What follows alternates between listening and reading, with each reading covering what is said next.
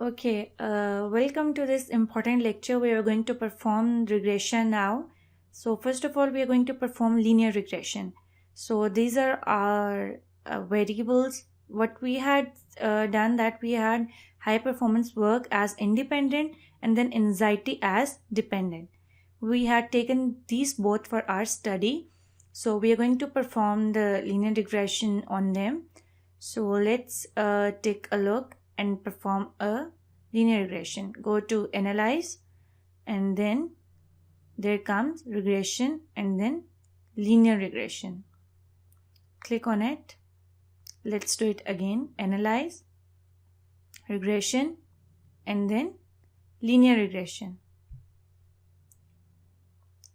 Then what did we have as independent and then dependent? First, for dependent, what did we have as dependent? You see, in our study we had thought to focus on anxiety as dependent and then HPWS as independent. So you're going to write dependent over there and then independent the next window. So let's write anxiety as independent and then high performance work system as independent, dependent and independent, sorry. So method, you have to use enter. You can choose stepwise, but most preferred is enter. So go to statistics and estimates model fit is already selected. So we are going to select just R square change. Click on continue. Okay. Now there's no need to select any other, just simply click OK.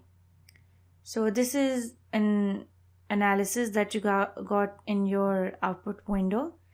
So it gave you 4 tables: model summary, variables, then model summary, then give you ANOVA, and then it gave you coefficients.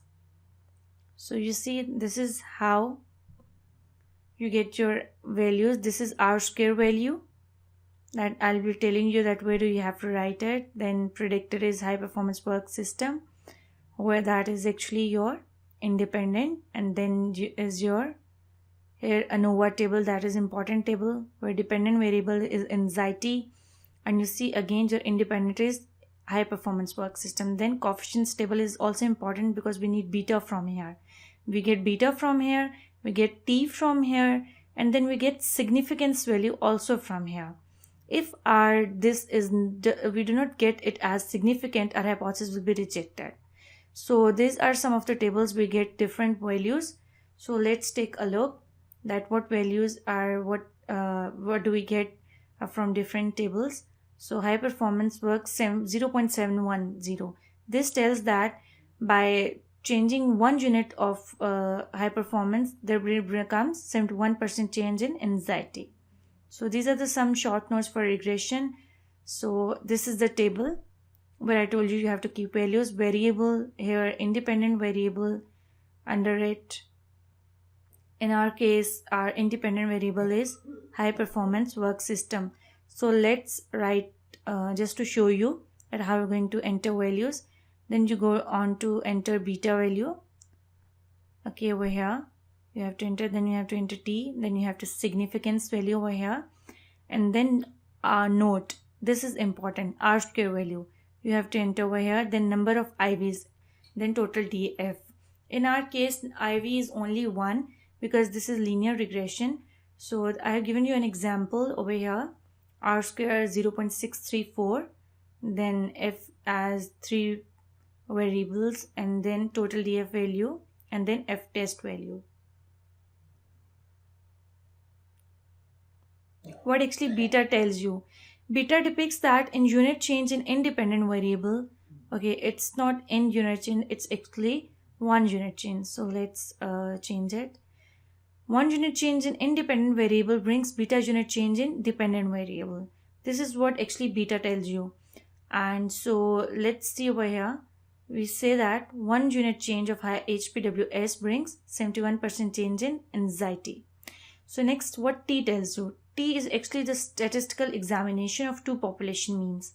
It is a 2-sample t-test that examines whether 2 samples are different and is commonly used when the variances of 2 normal distributions are unknown.